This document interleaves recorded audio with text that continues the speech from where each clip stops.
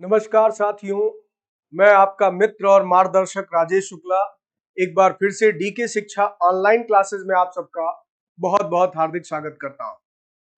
साथियों, उम्मीद करता हूं कि आप सब स्वस्थ हैं और पढ़ाई लिखाई नियमित रूप से आपकी चल रही है। पढ़ाई लिखाई की नियमितता या निरंतरता जरूर बनाए रखिएगा, क्योंकि आपकी जो कंटिन्यूटी होगी यही आपको आपके रिजल्ट के करीब ले जाएगी। तो इसी नियमित कक्षा का पालन करते हुए मैं आज अपने अगले लेक्चर की तरफ आगे बढ़ रहा हूं, यानी जो रेगुलर क्लासेस आपकी चल रही हैं। अब तक आप सबने शेड्यूल बहुत अच्छे से समझ लिया होगा। जिस तरीके से आपके क्लासेस का टाइम टेबल दिया गया वो आपको अब समझ में आ गया होगा। क्लासेस का पैटर्न भी आप समझ गए होंगे और एप्लीकेशन पर क्लासेस कैसे करनी है वो भी बखूबी जान गए होंगे। तो आप सब जानते हैं कि पहला पीरियड आपका डे का हिस्ट्री के साथ शुरू होता है, फिर सेकंड पीरियड आपका ज्योग्राफी का होता है। अभी हम लोग एनसीईआरटी की पाठ्य पुस्तक के अनुरूप अपने पूरे पढ़ाई या अपने पूरे तैयारी को समायोजित कर रहे हैं और उसी क्रम में हम लोग अभी क्लास 6 की एनसीईआरटी बुक को फॉलो कर रहे हैं। तो जो सीबीएसई की तरफ से आपका पाठ्यक्रम है उसके अनुरूप आपको यहाँ पर एनसीईआरटी की पाठ्य पुस्तकें ही पढ़नी है और इस क्रम में हम लोग कक्षा 6 की जो पाठ्य पुस्तक है इतिहास की उसके अध्याय 4 पर आज चर्चा करने जा रहे हैं। यानी 3 अध्याय आप लोग पढ़ चुके और उम्मीद करता हूं कि वो अध्याय वो चैप्टर आपको बिल्कुल क्लियर हो चुका होगा, जिसमें सबसे पहला चैप्टर आपने सोर्सेस के बारे में पढ़ा था कि हमें इतिहास या अतीत के बारे में पता कैसे चलता है। फिर इसके बाद दूसरे चैप्टर में आपने प्री हिस्टोरिक कल्चर यानी प्राग ऐतिहासिक संस्कृतियों के बारे में, आखेटक जीवन के बारे में, आरंभिक मानव के बारे में अध्ययन किया था, अर्ली मैन के बारे में स्टडी की थी। और फिर पिछला अध्याय हम लोग आरंभिक नगरों के बारे में पढ़ रहे थे, अर्लीस्ट सिटीज के बारे में पढ़ रहे थे, जिसे हम हड़प्पा सभ्यता या सिंधु घाटी सभ्यता के नाम से जानते हैं। तो आज का जो आपका ये अध्याय है इस क्रम में हम लोग यानी चैप्टर 4 में पढ़ने जा रहे हैं क्या बताती है हमें किताबें और कब्रें। यानी इसमें यहां पर आप एक तरीके से अगर देखें तो 2 अध्यायों का समावेश देखेंगे, क्योंकि इसके पहले लेक्चर में आज मैं बेसिक यही क्लियर करने जा रहा हूं कि इसमें हम क्या पढ़ने वाले। टाइटल लिखी है क्या बताती है हमें किताबें और कब्रें। तो किताबें और कब्रें ये 2 टर्म जो यूज किया गया, सबसे पहले मैं इस रेफरेंस को क्लियर करूंगा, यानी what books and burials tell us. तो बरियल्स और बुक्स यहां पर ये 2 टर्म जो आए हैं वो किस रेफरेंस में आए हैं, किस संदर्भ में इसका प्रयोग किया गया, पहले इसको समझेंगे। तो आज इसके पहले लेक्चर पर हम लोग शुरुआत कर रहे हैं। चलिए आगे बढ़ते हैं। तो सबसे पहले यहां पर मैं आपको ये बता दूं कि इस अध्याय का जो नामकरण है इसमें एक टर्म है किताबें।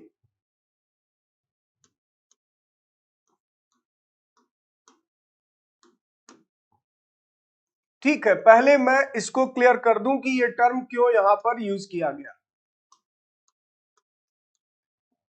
तो आप सबने पहली ही क्लास में एक बेसिक चीज पढ़ी थी कि अतीत का अध्ययन इतिहास है, अतीत की घटनाओं का अध्ययन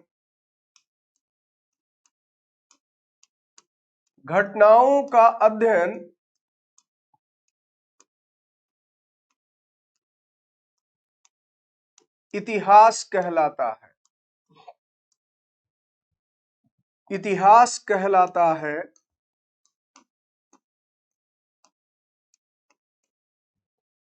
और इतिहास को जानने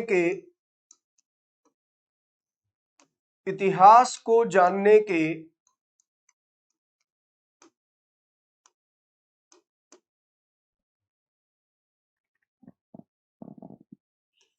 दो प्रमुख साधन माने गए हैं। दो प्रमुख साधन माने गए हैं।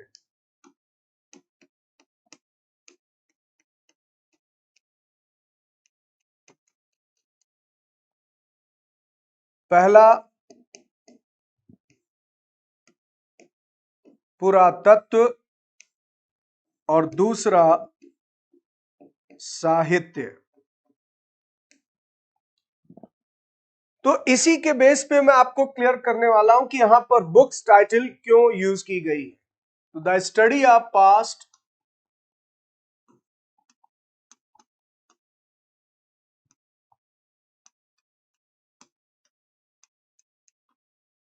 is called history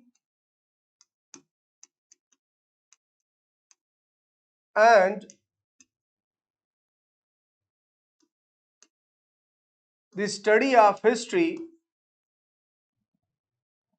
is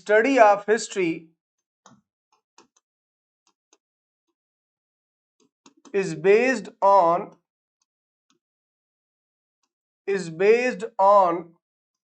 basically two types of sources.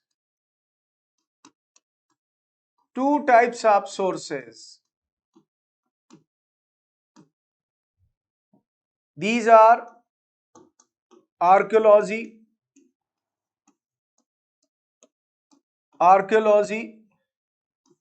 and literature.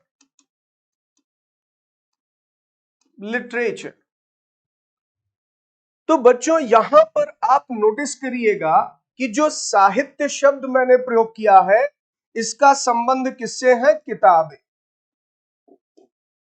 किताबें या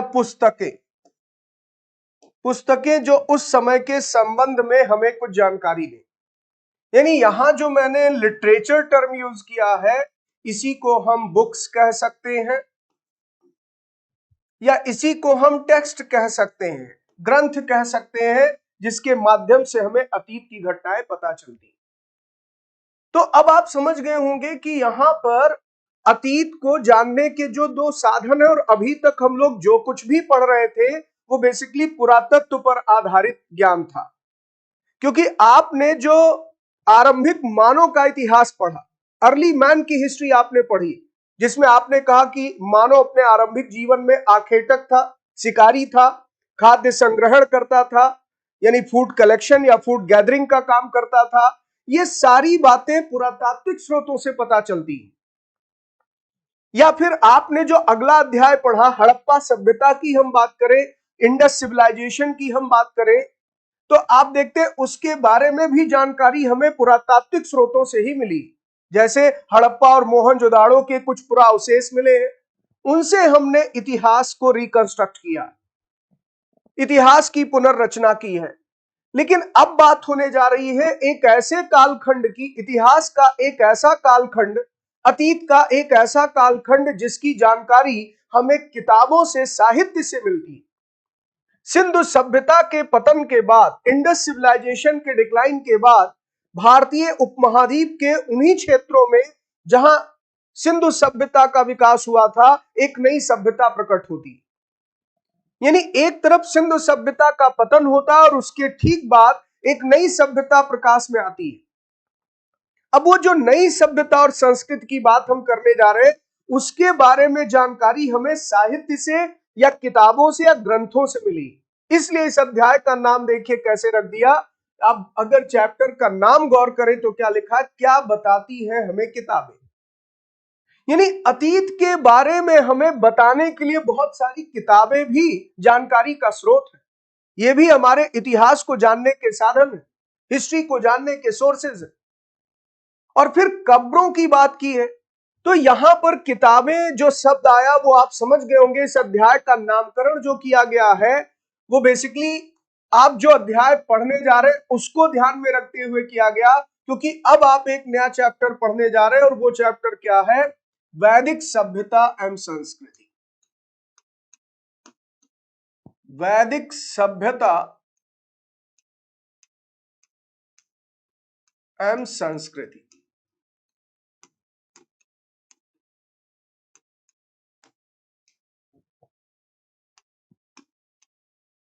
वैदिक सिविलाइजेशन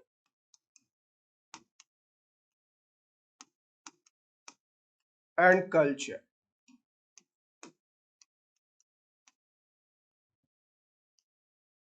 तो पहले इसका इंट्रोडक्शन आप सब नोट डाउन कर लीजिए एक नोट्स के रूप में, फिर मैं इस पर आगे चर्चा करता हूं। सिंधु सभ्यता के पतन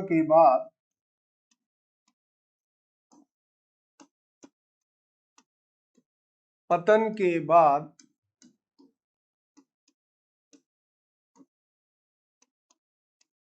भारतीय उपमहाद्वीप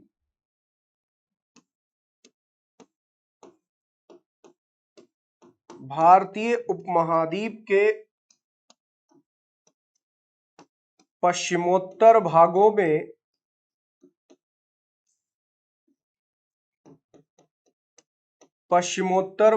में एक नई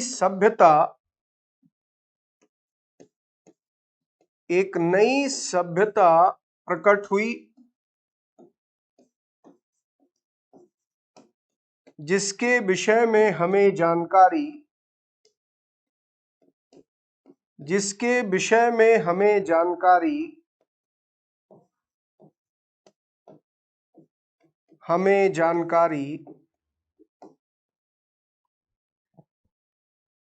वेदों से मिलती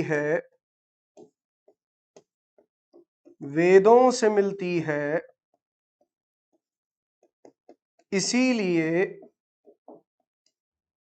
इसीलिए इसे वैदिक सभ्यता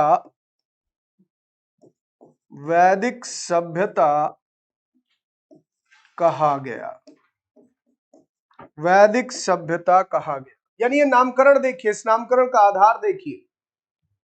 तो सिंधु सभ्यता या जिसे हम हड़प्पा सभ्यता के नाम से जानते हैं, उसका पतन हो जाता है। पिछली ही क्लास में आपने पढ़ा, उसके पतन के कारणों पर हम लोग चर्चा कर रहे थे। तो लगभग आप अगर देखें 1700-1800 बीसी के आसपास, क्योंकि 1900 बीसी से ही पतन की अवस्था शुरू हो जाती है, तो लगभग आप कह सकते हैं कि 1700-1800 बीसी का वो समय था जब सिंधु सभ्यता पतन की ओर बढ़ रही थी। और उसके पतन के बाद, यानी आज के क्रम में आप कह सकते हैं आज से लगभग 3700 साल पहले, प्रेजेंट डे के हिसाब से अगर कैलकुलेट करेंगे तो कहेंगे 3700 साल पहले एक तरफ सिंधु सभ्यता का पतन होता है, तो एक नई संस्कृति का जन्म उसी क्षेत्र में होता है। अब जिस संस्कृति की मैं बात कर रहा हूं, जिस कल्चर की बात कर रहा हूं, जिस सिविलाइजेशन की बात कर रहा हूं, उसके बारे में हमें पता कहां से चलता है? वेदों से। ये वेद क्या है, ये वेद कौन से ग्रंथ है, इस पर आगे बात होगी, लेकिन इनसे हमें इनके बारे में जानकारी मिली, इसीलिए इस सभ्यता या संस्कृत का नामकरण किया गया और इसे कहा गया वैदिक सभ्यता। तो बच्चों, सबसे पहले तो आपको मैंने पिछली क्लास में यही समझाया था कि जब हम सभ्यता या संस्कृत की बात करते हैं तो इसका मतलब क्या होता है। यानी मानव के जीवन जीने का ढंग, जब हम कल्चर या सिविलाइजेशन की बात करते हैं तो हमारे लाइफ का जो लिविंग पैटर्न है, जो जीवन जीने का ढंग है, जो हमारी लाइफ स्टाइल है, उसी को हम अपना कल्चर कहते हैं, संस्कृत कहते हैं। यानी आप क्या खाते पहनते हैं, आपकी फूडिंग हैबिट क्या है, आपके क्लॉथ्स कैसे हैं, आप किस तरह के तीज त्योहार मनाते हैं, आपके फेस्टिवल्स, आपके जो है रिलीजन, आपके धर्म, ये सारी चीजें हमारे संस्कृत की पहचान होती है। तो कुल मिलाकर संस्कृति को आप कह सकते हैं, कल्चर को आप कह सकते हैं जीवन जीने का तरीका, मैनर ऑफ लाइफ। तो इसी के बारे में आप जानने जा रहे हैं कि जो आज के लगभग 3500 साल पहले नई सभ्यता आई, उस सभ्यता को विकसित करने वाले लोग, उस सभ्यता को अपनाने वाले लोग कैसे थे, किस तरह के जीवन जीते थे, उनका ढंग क्या था, इसी पर यह पूरा अध्याय। तो इसका नाम क्यों पड़ा वैदिक सभ्यता? क्योंकि इसके बारे में हमें जानकारी वेदों से मिली। तो इसी को आप आगे लिख सकते हैं। After decline of Harappa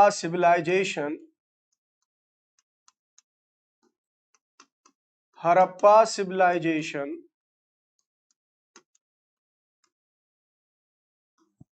a new culture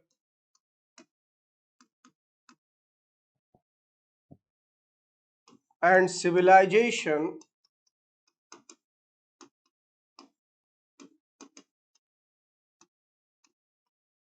was developed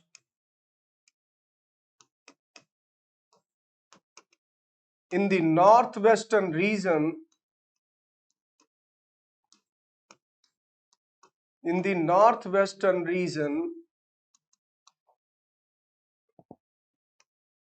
of the Indian subcontinent,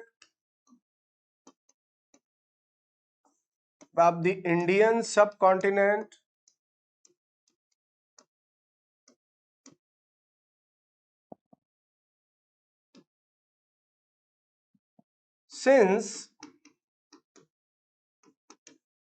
its knowledge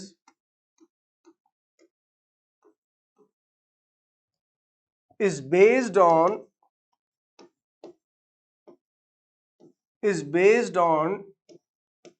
text or literary sources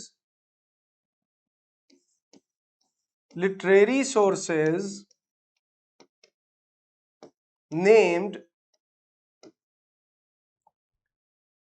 Vedic text. Therefore, this civilization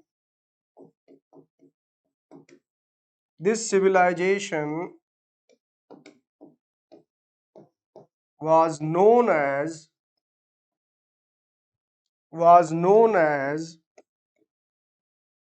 Vedic civilization. तो ये कॉन्सेप्ट क्लियर हो गया, आगे बढ़े। अब यहां पर एक बात ध्यान दीजिएगा, एक टर्म आया वेद, इसी से बना है वैदिक, वेदास। तो सबसे पहले आपको बता दूं कि जो वेद शब्द है बेसिकली ये संस्कृत भाषा के विद धातु से बना, संस्कृत भाषा के विद धातु से बना, विद धातु, derived from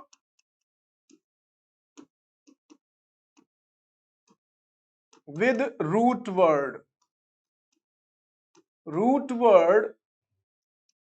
from Sanskrit language.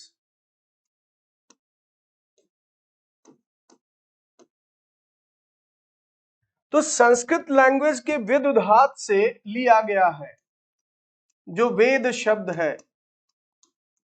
अब इसकी अगर मीनिंग देखी जाए, यानी इसका अर्थ अगर देखा जाए,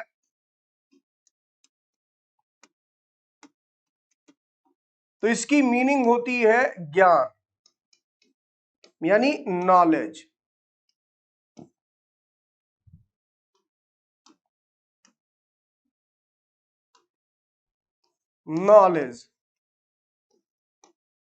ठीक है, तो ज्ञान या नॉलेज ये वेद शब्द पर आधारित है, संस्कृत के विद धातु से ये बना है, और इसमें किस तरह का ज्ञान दिया गया, तो जो ये धर्म संस्कृति का अनुसरण करते थे उससे संबंधित ज्ञान। अभी आगे हम लोग इस पर भी चर्चा करने वाले हैं। अब एक दूसरी बात समझिए कि ये जो वेद है इनकी कुल संख्या अगर देखी जाए तो 4 है, इनकी कुल संख्या 4 है। कौन कौन से, तो एक इसमें है ऋग्वेद, दूसरा इसमें है यजुर्वेद, तीसरा है सामवेद, और चौथा इसमें है अथर्ववेद। ये 4 वेद है जिनको हम वैदिक संहिता कहते हैं, इनको एक नाम देते हैं वैदिक संहिता। वैदिक संहिता। तो ये जो वैदिक टेक्स्ट है ऋग्वेदा, यजुर्वेदा, सामवेदा, अथर्ववेदा, यही वैदिक संहिता है, यानी ये वैदिक लिटरेचर है जिनसे हमें इनके बारे में पता चलता है। अब इसके साथ साथ यहां पर, यानी ये टर्म याद रखिएगा, जब भी आपसे पूछा जाए वैदिक संहिता,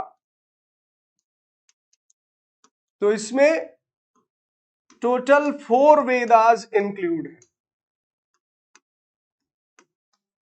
4 वेदास कौन कौन से, तो एक मैंने आपको बताया ऋग्वेदा,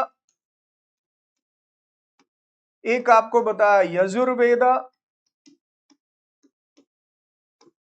एक आपको बताया सामवेदा, और एक आपको बताया अथर्ववेदा। ये 4 वेद है, इनको वैदिक संहिताएं कहा जाता है। और इसी के साथ साथ अन्य कुछ ग्रंथ हैं जिनको मिलाकर पूरा वैदिक साहित्य बनता है। जैसे प्रत्येक वेद के ब्राह्मण ग्रंथ लिखे गए, उन पर प्रोज कमेंट्रीज लिखी गई, गद्यात्मक व्याख्याएं जिनको ब्राह्मण ग्रंथ कहा गया, फिर आरण्यक की रचना हुई, उपनिषदों की रचना हुई। तो चारों वेद, ब्राह्मण ग्रंथ, आरण्यक, उपनिषद, इन सबको मिलाकर हम वैदिक लिटरेचर कहते हैं। और इन्हीं से हमें इनके संस्कृति के बारे में, इनके कल्चर के बारे में जानकारी मिलती है। क्योंकि इनका जीवन कैसा था, समाज कैसा था, रहन सहन का तरीका क्या था, पूजा पद्धति क्या थी, किस तरह के धर्म में विश्वास करते थे, कौन से देवी देवताओं की उपासना करते थे, ये सब इन वैदिक ग्रंथों से पता चलता है। इनके पूरे लाइफ पैटर्न के बारे में, जीवन जीने के ढंग के बारे में इनसे पता चलता है। तो ये चार वेद ही हमारे जानकारी के स्रोत है इस सभ्यता को जानने के, या इस सभ्यता के लोगों के जीवन पद्धति को जानने के। तो ये कॉन्सेप्ट अब आपको स्पष्ट हुआ, ये क्लियर है। आगे बढ़ूं। अब ध्यान दीजिएगा कि वैदिक सभ्यता को ही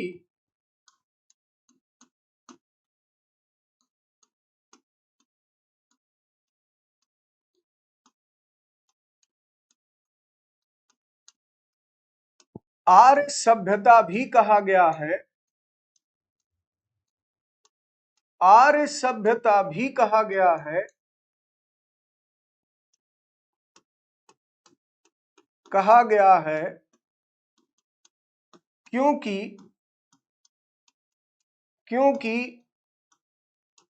इस सभ्यता के निर्माता,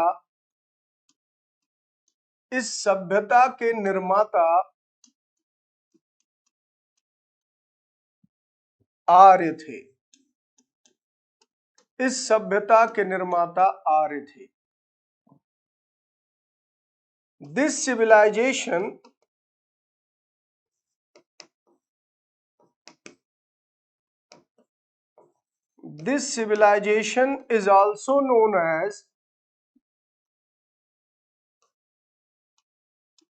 is also known as Aryan civilization. Aryan civilization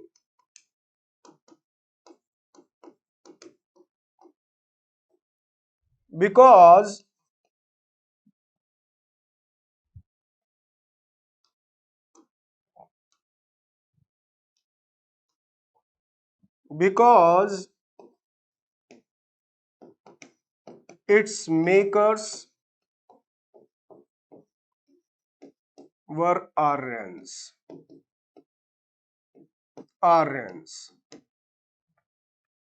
तो अब आपको यहां पर एक नया टर्म दिख रहा है, लिखा हुआ है आर्य। अब ये आर्य या आर्यंस कौन है? तो ये कोई नस्ल नहीं है, कोई रेस नहीं है, कोई जाति नहीं, कास्ट नहीं है कि एक जाति के लोग थे। बेसिकली आर्य शब्द का प्रयोग एक भाषाई समूह के लिए किया गया, लिंग्विस्टिक ग्रुप के लिए। जैसे मान लीजिए आप बोलते हैं ये बंगाली है, तो बंगाली कोई कास्ट नहीं है, वो बांग्ला भाषा बोलने वाले लोगों को कहा जाता है। या जब आप कहते हैं कि ये मराठी है, तो मराठी अपने आप में कोई कास्ट नहीं है, वो एक पर्टिकुलर रीजन को या तो आइडेंटिफाई कर रहा है या एक लैंग्वेज को आइडेंटिफाई कर रहा है। जैसे तेलुगु, कन्नड़, मलयाली, जब आप इस तरह के टर्म यूज करते हैं एक पर्टिकुलर कम्युनिटी के लिए, तो इसका मतलब वो कम्युनिटी उस लैंग्वेज को बोलने वाली, उस लैंग्वेज स्पीकिंग ग्रुप को बिलोंग करने वाली है। तो ये भाषाई समूह। तो यहां पर बहुत महत्वपूर्ण बात आप ध्यान दीजिएगा कि जो आर्य शब्द का प्रयोग है यहां, ये संस्कृत भाषा बोलने वाले लोगों के लिए है, संस्कृत भाषाई समूह, इसके लिए ये प्रयोग किया गया है। यानी जो आर्यन टर्म है, ये संस्कृत स्पीकिंग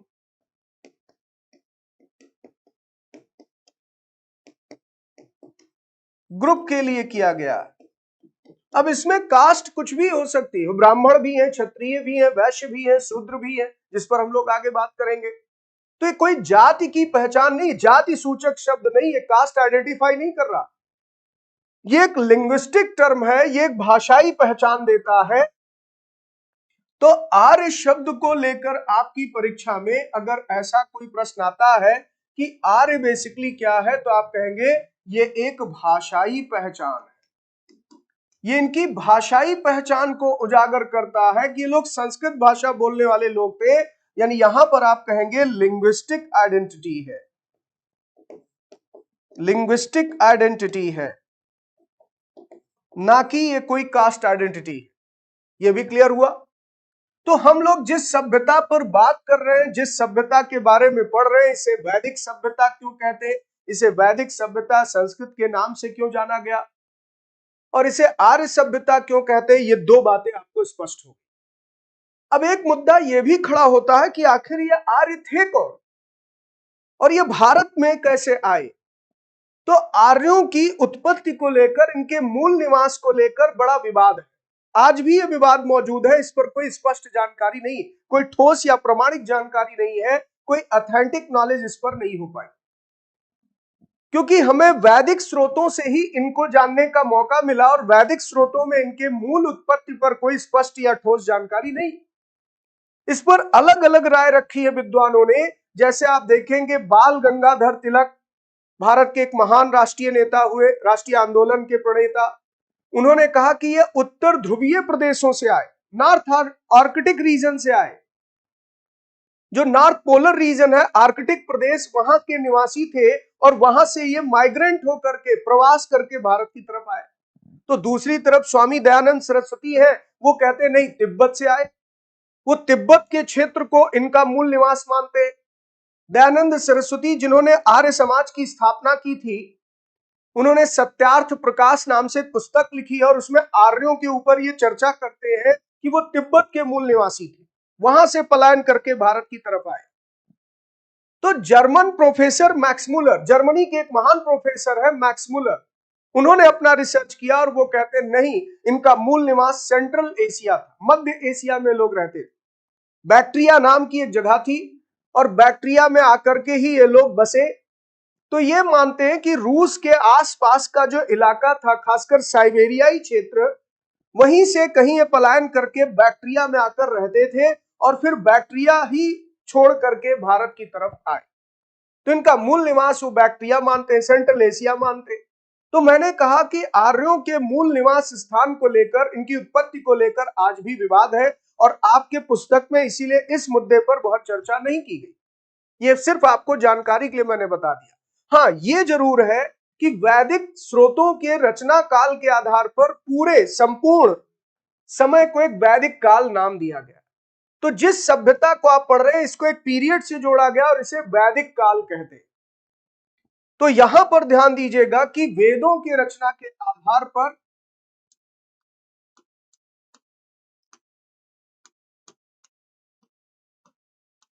रचना के आधार पर संपूर्ण वैदिक काल को, संपूर्ण वैदिक काल को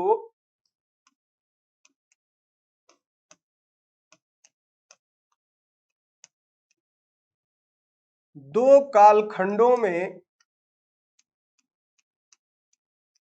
दो कालखंडों में बांटा गया है, बांटा गया है। एक को कहा गया ऋग वैदिक काल,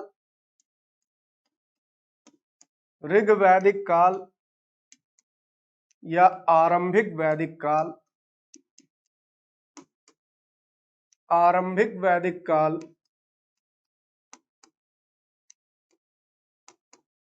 या पूर्व वैदिक काल भी कहते हैं, पूर्व वैदिक काल भी कहते हैं। इसका समय मानते हैं लगभग 1500 ईसा पूर्व से लेकर और 1000 ईसा पूर्व का समय रहा, यानी आज के संदर्भ में लगभग 3500 साल पहले इसका समय प्रारंभ होता। तो दूसरी तरफ उत्तर वैदिक काल,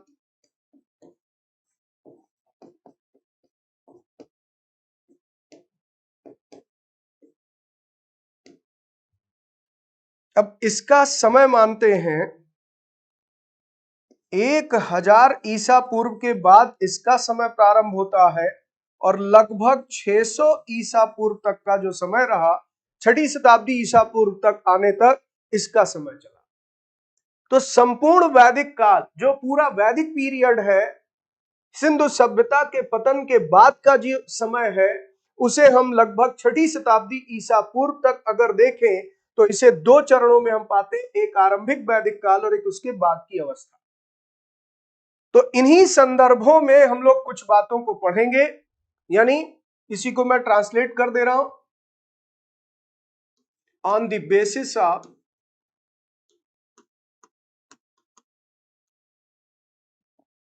composition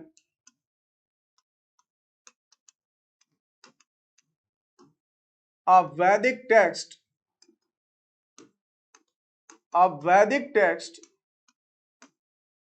the entire Vedic age,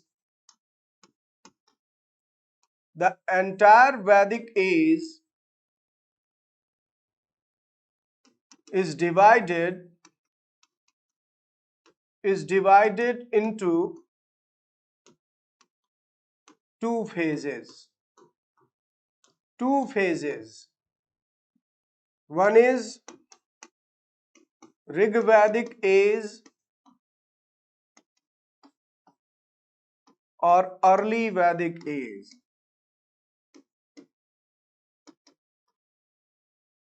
इसका टाइम पीरियड आपको बताया 1500 बीसी से लेकर 1000 बीसी के बीच लगभग माना गया।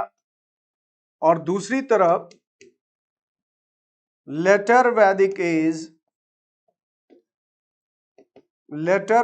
एज, इसका समय 1000 बीसी से लगभग 600 बीसी तक माना गया। यहां तक बातें क्लियर है? आगे बढ़े। अब आ जाते हैं यहां पर कि इन वैदिक स्रोतों से हमें जो जानकारी मिलती है, इन वैदिक संहिताओं से जो हमें जानकारी मिलती है, उस पर चर्चा करें। तो सबसे पहली बात, अब जो भी आपके बुक में एनसीईआरटी में जो भी मेंशन है और परीक्षा के दृष्टिकोण से जो बहुत अहम है, वो यहां पर मैं आपके सामने स्टार मार्क दूंगा। तो सबसे पहली बात लिखा, दुनिया के प्राचीनतम ग्रंथों में से एक। सीधा सा प्रश्न यहां पर है, दुनिया के प्राचीनतम ग्रंथों में से एक कौन सा है? तो वेदों में सबसे पहले रचना किसकी हुई? ऋग्वेद की।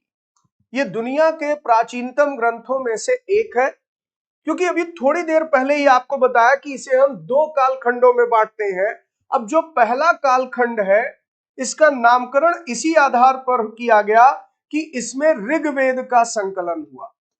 सबसे पहले ऋग्वेद का संकलन किया गया, इसका कंपाइलेशन हुआ, और इसीलिए इस समय को 1500 ईसा पूर्व से 1000 ईसा पूर्व के बीच जो ऋग्वेद का कंपाइलेशन हुआ, संकलन हुआ, इसलिए इसको नाम दे दिया गया ऋग्वैदिक काल।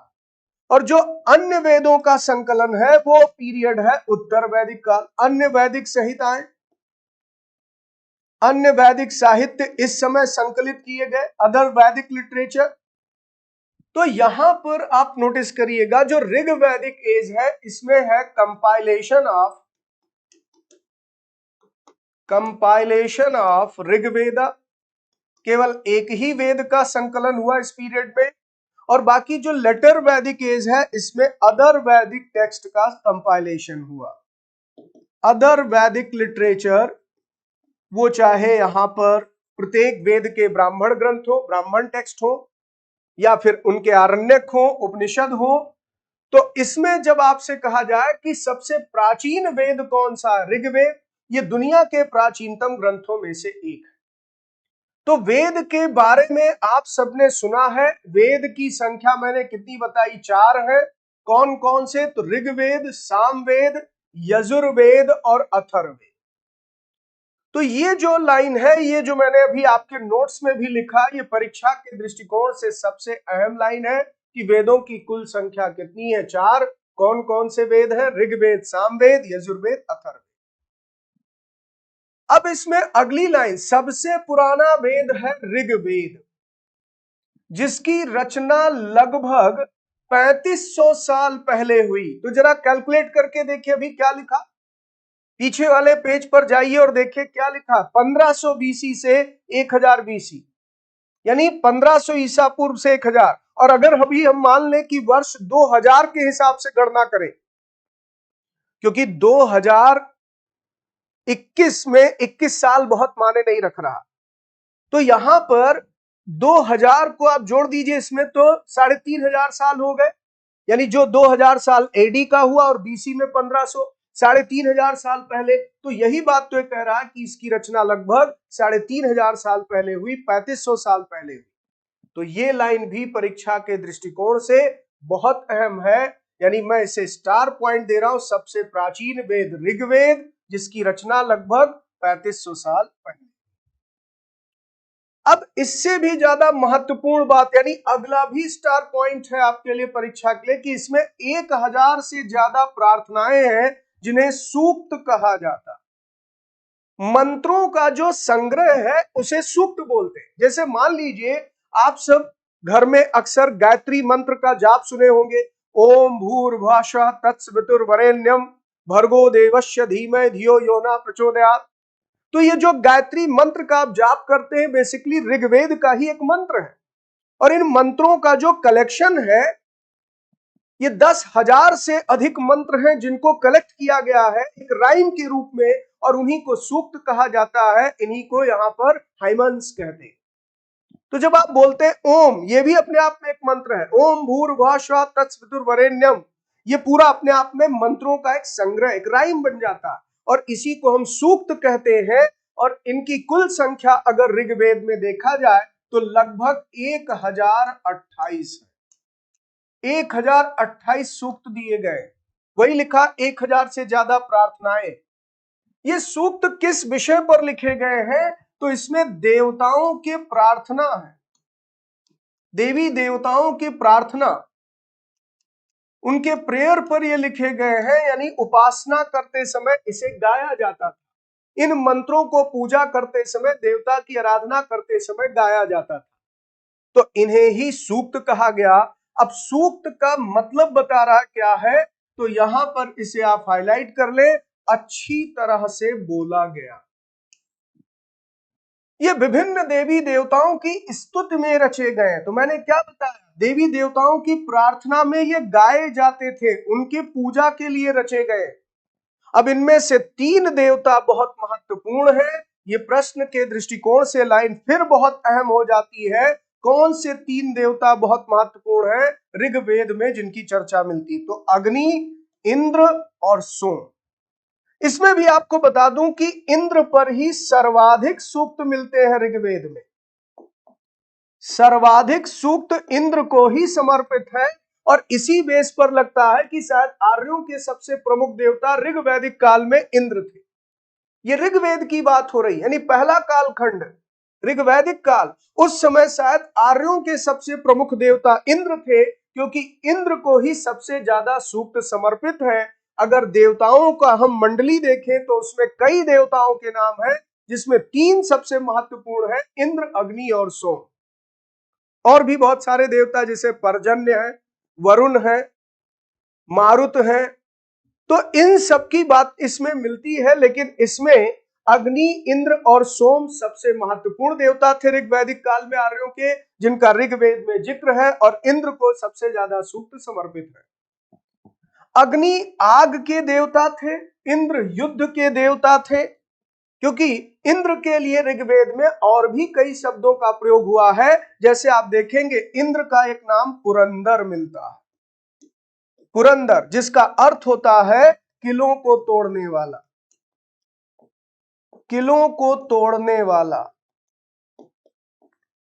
देखिए मैंने एक जिक्र किया था, शायद आपको याद हो, कि मार्टिमर व्हीलर और गार्डन चाइल्ड नाम के 2 इतिहासकार हुए हैं। वो कहते हैं सिंधु सभ्यता के पतन का कारण आर्यों का आक्रमण था। वो इसी बेस पर कहते हैं, वो कहते हैं कि इंद्र आर्यों के प्रमुख देवता थे, वो युद्ध के देवता माने गए, ऐसा वेदों में जिक्र है।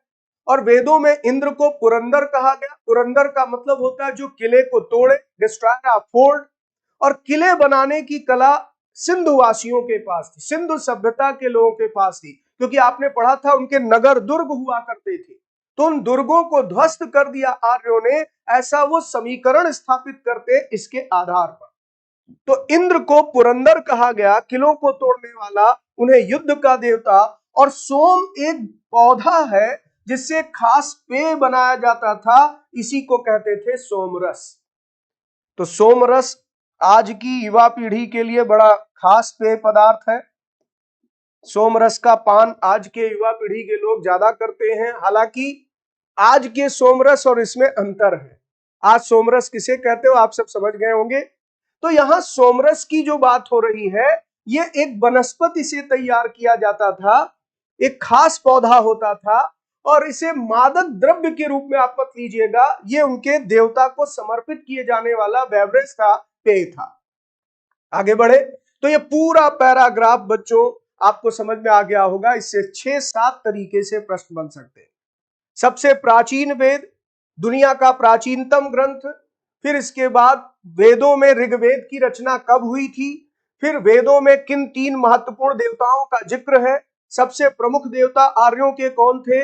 ऋग्वेद में कितने सूक्त दिए गए हैं, ये सूक्त किस पर रचे गए हैं। ये सब प्रश्न बन सकते हैं, जिसकी व्याख्या मैंने यहां कंप्लीट कर दी। आगे बढ़े तो एक बार ध्यान दीजिएगा जो जो पॉइंट मैंने आपको बताया कि ऋग्वेद में सबसे पहले आपको क्या ध्यान देना है।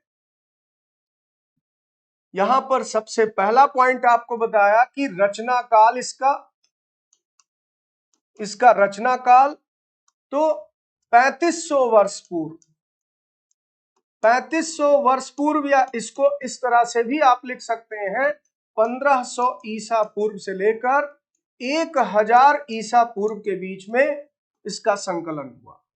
दूसरी बात क्या बताई, इसमें देवी देवताओं की प्रार्थना है, देवी देवताओं की स्तुति दी गई है। इसमें मैंने एक उदाहरण भी आपको जैसे दिया, गायत्री मंत्र इसी में दिया है। इसके साथ साथ क्या बताया, इसमें 1028 सूक्त दिए गए हैं, 1028 हाइमन्स दिए गए हैं। सूक्त का अर्थ भी आपको बताया, अच्छी तरह से बोला गया, यानी अच्छी उक्तियां, अच्छी बातें इसमें दी गई। अब ऋग्वेदों का रचना ये नहीं माना जाता लिखा गया, बल्कि कहा जाता है इसका संकलन किया गया। तो संकलन यानी कंपाइलेशन, ठीक है। ये कब हुआ, ये पीरियड आपको याद रखना। आगे बढ़े तो इसमें 3 महत्वपूर्ण देवताओं का जिक्र है। सबसे अधिक सूक्त इंद्र पर है, और इंद्र कौन थे, युद्ध के देवता। ये युद्ध के देवता माने गए। अग्नि नाम से ही आप स्पष्ट है, आग के देवता।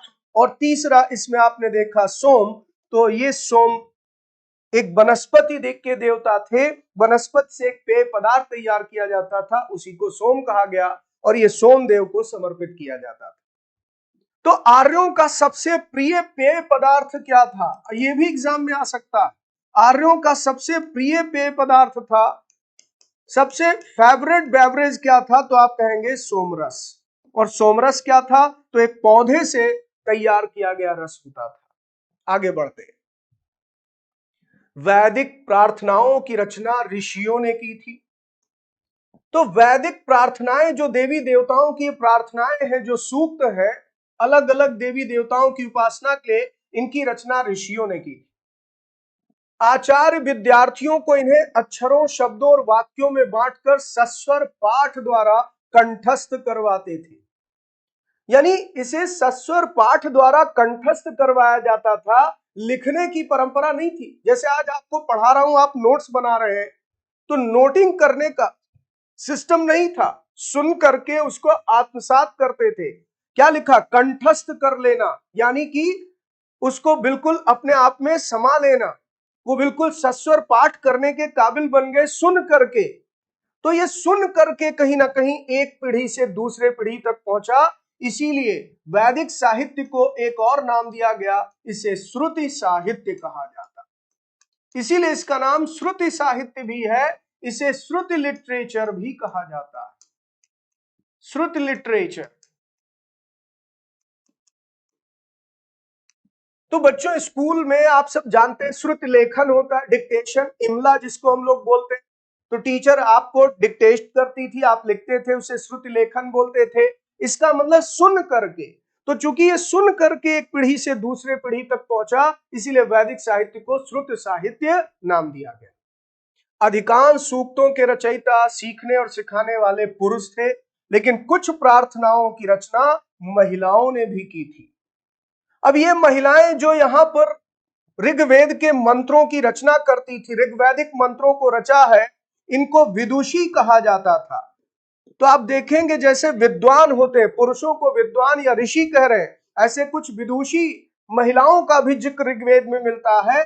खासकर अगर आप देखें तो वैदिक मंत्रों की रचना करने वाली महिलाओं में एक नाम आता है, जैसे लोपामुद्रा, लोपामुद्रा, या जैसे सिक्ता, या जैसे विश्वारा, विश्वारा, या जैसे अपाला, अपाला। ठीक है, ऐसे कई महत्वपूर्ण विदुषी महिलाओं का जिक्र ऋग्वेद में मिलता है। ये वो महिलाएं थी जिन्होंने वैदिक मंत्रों की रचना की, वैदिक मंत्रों की रचना इन महिलाओं ने की।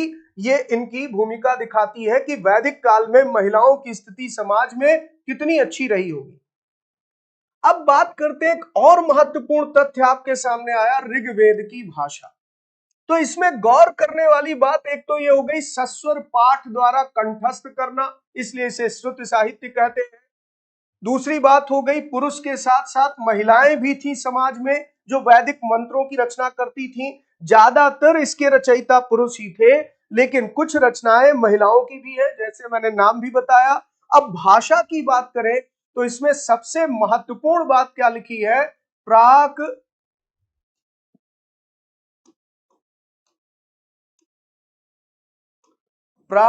संस्कृति या वैदिक संस्कृति।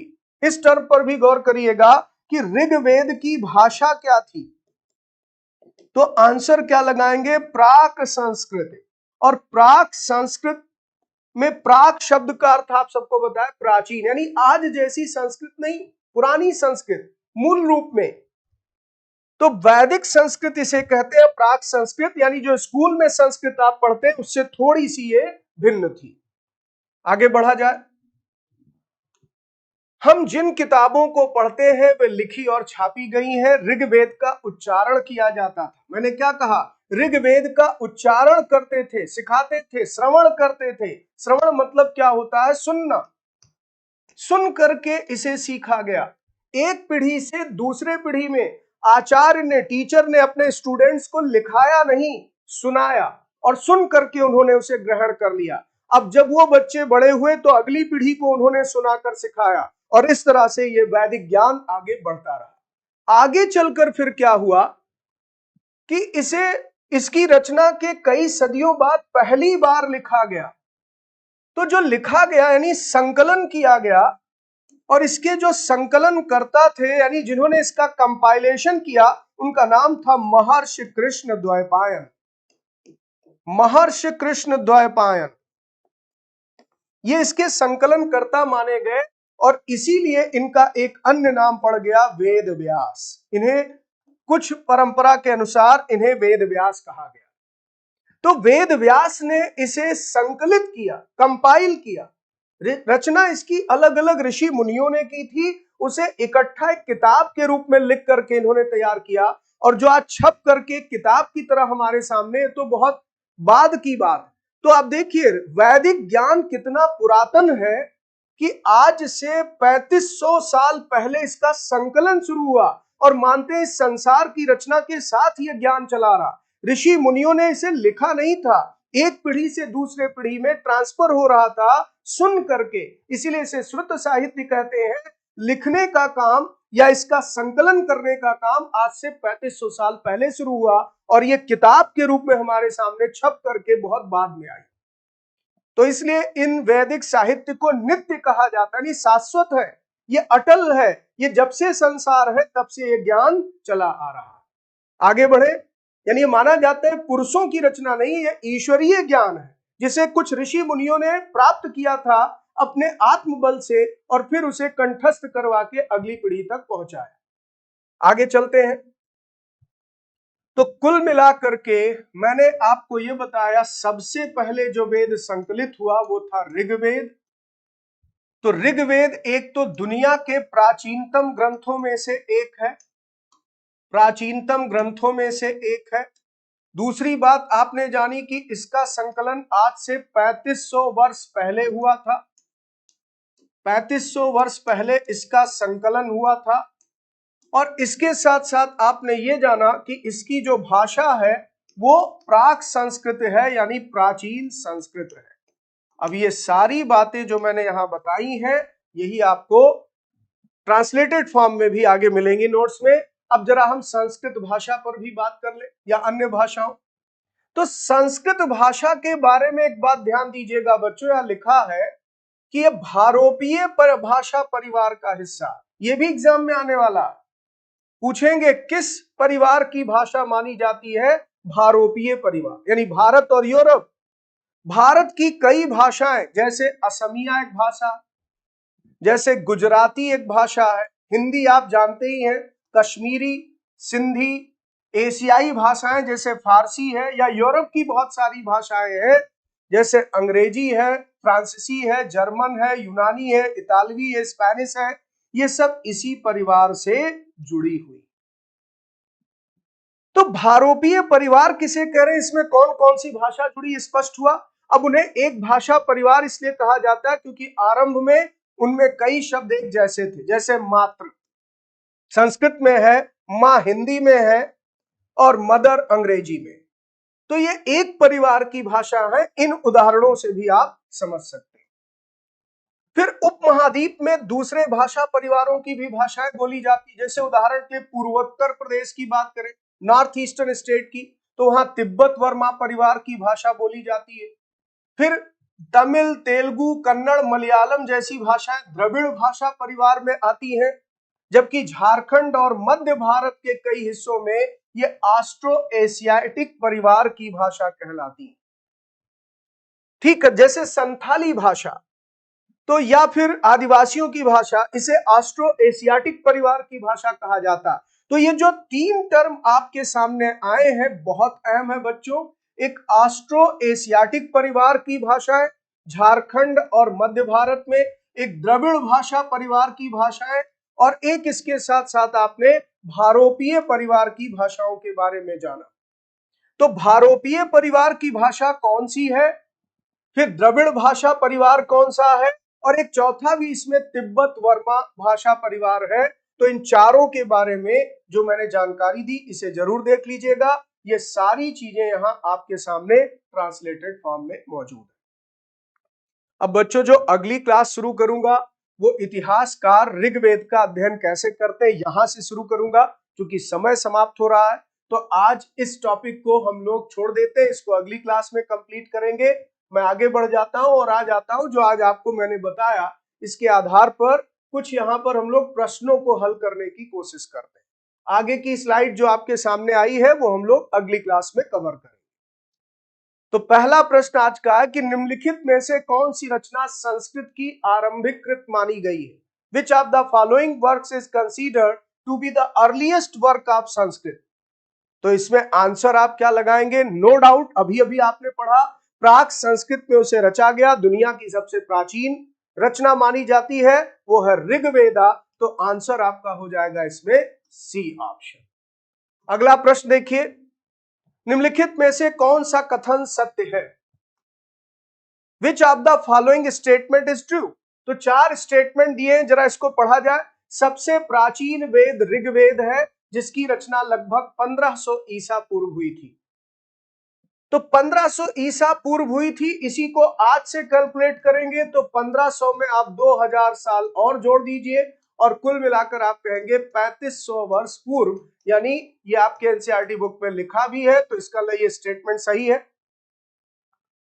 तो कौन सा कथन सत्य है, यहां पे बेसिकली फिर ये कह रहा है ऋग्वेद में, यहां सत्य नहीं बच्चों, प्रश्न को मैं थोड़ा सा करेक्ट कर देता हूं। यहां प्रश्न हो जाएगा विच of the following statement is true, क्योंकि पहला कथन तो यहां पर सत्य लिखा है, ऋग्वेद में 1000 से ज्यादा प्रार्थना, ये भी, तो यहां प्रश्न को करेक्ट कर लीजिए, ये होगा असत्य है। ठीक है, इसे करेक्ट कर दे रहा हूं मैं, यहां पर ट्रू नहीं बल्कि प्रश्न है कि कौन सा स्टेटमेंट इनकरेक्ट है, इनकरेक्ट आपको आंसर देना।